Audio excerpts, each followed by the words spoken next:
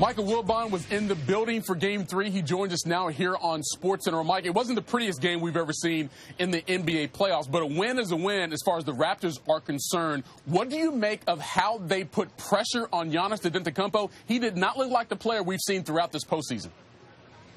No, Michael, this is a defense that worked. Forced him into 5 for 16 shooting. He didn't force many shots. He had 7 assists because he had to pass out of constant double teaming, constant and effective double teaming. Giannis committed 8 turnovers, had only 5 baskets. Now, it wasn't like he didn't contribute. He had 23 rebounds. So the assists, the rebounding, he was helping his team in every way imaginable until he fouled out less than a minute into the second overtime. But, you know, Toronto thought this worked. And the question is, what is Milwaukee going to do now to try and free Antetokounmpo if they can? And what's the counter to the counter?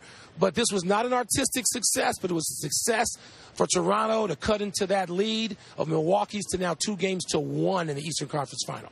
So now they have a Game 4 coming up with a chance to tie that series at 2-2. But we talk about Giannis on one side. We got to go to Kawhi on the other. He's been carrying this team literally on his back throughout this postseason, including in this game. 4th straight game, Mike, with 30 or more points, but 52 minutes as well. How do you think that's going to impact him in Game 4?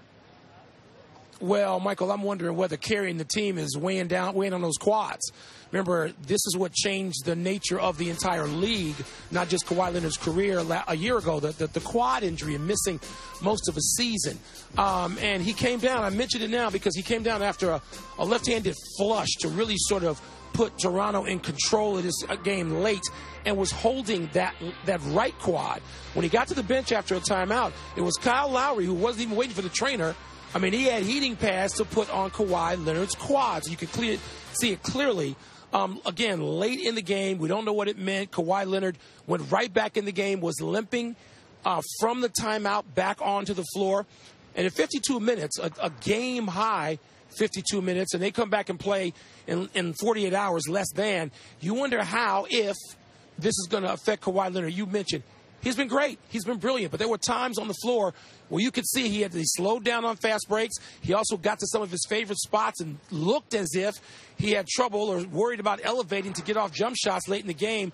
Was not as effective late in the game as we're normally used to seeing him, because he had to be not just exhausted, but you wonder about those quads and the attention they're going to get between now and Game 4. Yeah, these two guys have led their teams to this respective part of the season. Game 4 may be determined by who bounces back. Giannis from a bad performance and Kawhi from physical labor. We'll see what happens in Game 4 there in Toronto. Michael Wilbon, appreciate the time.